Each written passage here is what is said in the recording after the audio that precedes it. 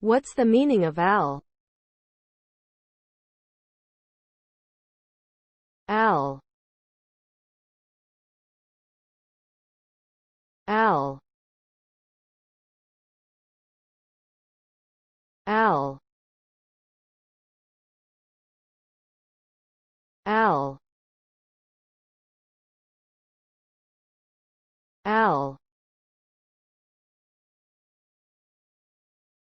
The suffix al is commonly used to form adjectives that describe a particular quality or characteristic associated with the word it is attached to. For example, when added to the word friend, it forms the adjective friendly, suggesting a person who is kind or warm towards others. Similarly, attaching al to the word muscle creates the word muscular, implying that something has strong or well-defined muscles.